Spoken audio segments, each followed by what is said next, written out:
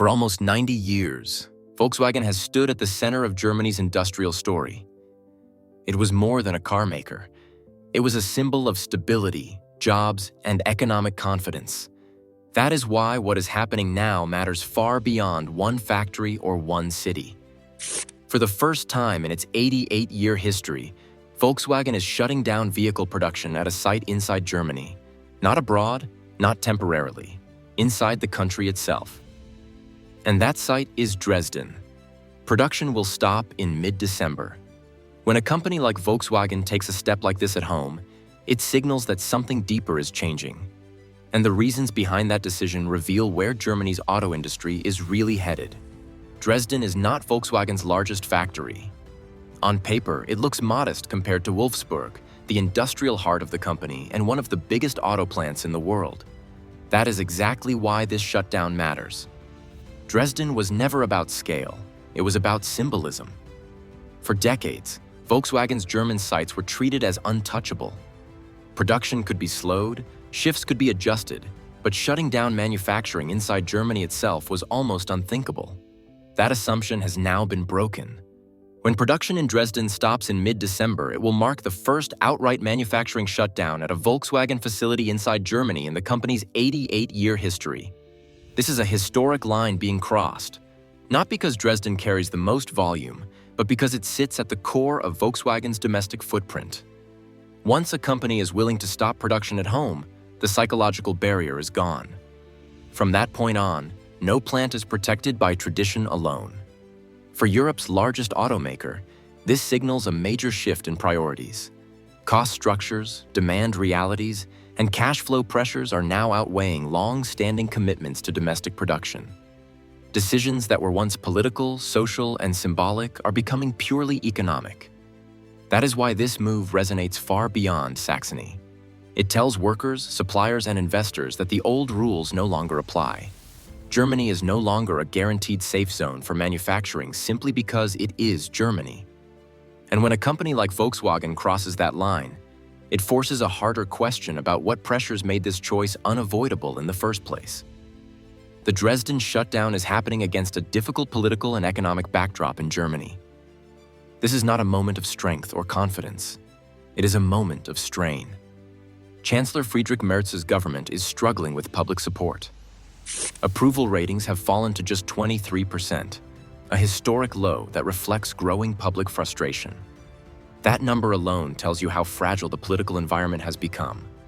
At the same time, the government is cutting social spending while increasing its focus on militarization and preparation for a possible conflict with Russia. Support for Ukraine has been reinforced, and confrontation with Moscow remains a central pillar of German foreign policy. These choices carry economic consequences, especially for a country whose industrial success was built on stability, predictability, and affordable inputs. One of the biggest shocks came from energy. Germany, along with the rest of the European Union, cut itself off from Russian energy supplies that had powered its industrial base for decades. That energy was cost-effective and reliable. Once it disappeared, energy prices surged. For households, this meant higher bills. For industry, it meant collapsing margins and rising production costs. This pressure is now colliding with a broader economic slowdown. Growth is weak, confidence is fading, and voters are increasingly aware that living standards are slipping. The political response has been defensive, but the economic damage continues to accumulate. When approval ratings fall, budgets tighten, and energy costs rise all at once, the strain does not stay confined to politics or policy debates. It moves straight into factories, balance sheets, and boardrooms, where companies are forced to respond. Volkswagen's problems are not coming from one market or one bad decision. They are coming from everywhere at once. The company's global profit engine, which supported growth for years, is now weakening across all major regions at the same time. Start with China. For decades, China was one of Volkswagen's most important profit centers. Sales volumes were high, margins were strong, and demand kept growing. That picture has changed. Demand in China has weakened significantly, especially after the European Union doubled down on aggressive anti-China policies and decoupling rhetoric. At the same time, Chinese automakers have become more competitive, particularly in electric vehicles, putting additional pressure on foreign brands like Volkswagen. Europe is not providing relief either. Consumers across the continent are facing higher prices, economic uncertainty, and weaker confidence. Big purchases are being delayed or canceled. Even when cars are sold, buyers are more price-sensitive, which squeezes margins. The environment that once supported premium pricing is no longer there. In the United States, tariffs are adding another layer of pressure. These tariffs are weighing on sales, especially in the electric vehicle segment, where costs are already high and competition is intense. That makes it harder for Volkswagen to scale EV sales profitably in a market it once saw as a major growth opportunity. When all of this is combined, the first thing that suffers is cash flow. Volkswagen is still producing vehicles and generating volume, but volume alone is no longer enough. The margin for error is shrinking fast. Costs are rising, pricing power is weakening, and regional weaknesses are no longer offsetting each other. This is what makes the situation different from past downturns.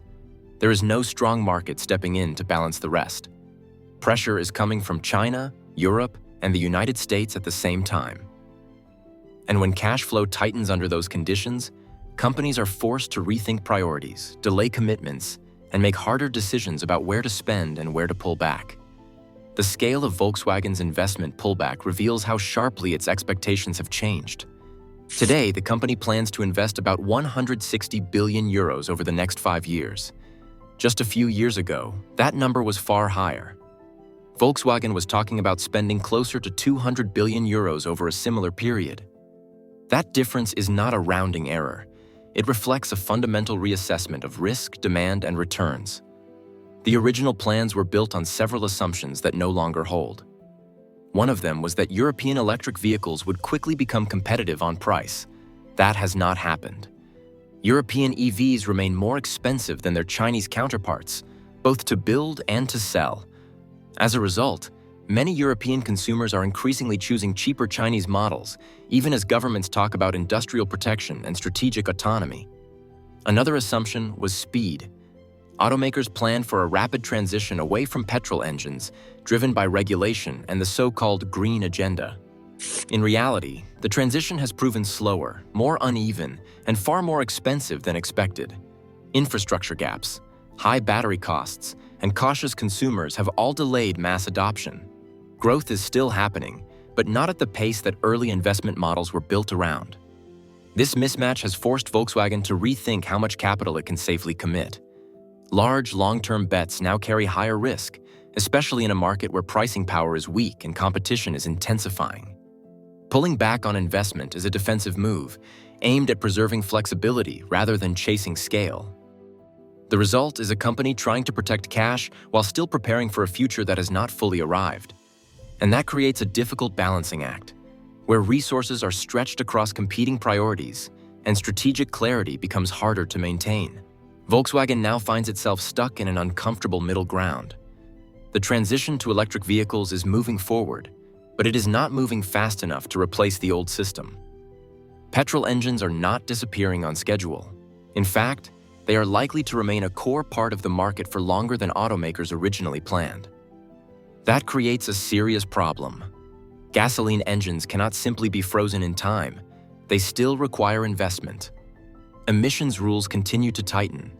Efficiency standards rise, and existing platforms must be updated to remain compliant. That means new spending on technology that was supposed to be phased out. At the same time, Volkswagen is already pouring money into the future. Electric vehicles demand massive upfront investment in batteries, software, charging systems, and increasingly complex vehicle electronics. On top of that comes spending on autonomous driving systems and digital platforms that were meant to define the next generation of cars. So instead of moving cleanly from one model to another, Volkswagen is financing both at once. 2 powertrains, 2 technology stacks, 2 cost structures. Capital intensity rises quickly under those conditions, while returns become harder to secure. This overlap is one of the biggest drains on cash. EV margins remain thin, price competition is intense, and consumer adoption is uneven. Meanwhile, petrol vehicles still generate volume, but they require continuous upgrades that eat into profitability. The result is a company spending more just to stand still. For years, automakers assumed this overlap period would be short. That assumption no longer holds. The longer it lasts, the more pressure builds on balance sheets and long-term planning. And when investment demands keep rising while payoffs are pushed further into the future, management choices narrow quickly. That is the point where efficiency becomes survival. And cutting costs turns from a strategy into a necessity. Volkswagen is no longer treating its financial pressure as temporary. The company is now openly preparing for a period of sustained strain, where difficult decisions become part of normal operations rather than emergency measures. That message has come directly from the top.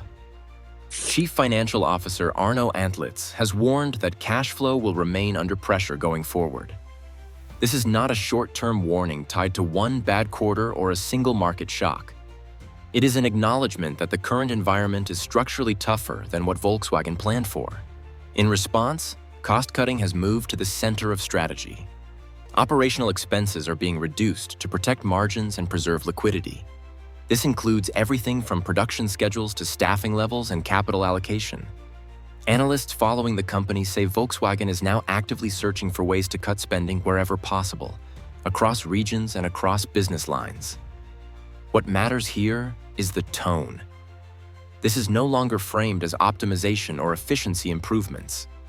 It is framed as necessity. When management starts talking this way, it signals that flexibility has narrowed and tolerance for underperforming assets is fading. Dresden fits directly into this picture. Shutting down production at a German site was once unthinkable.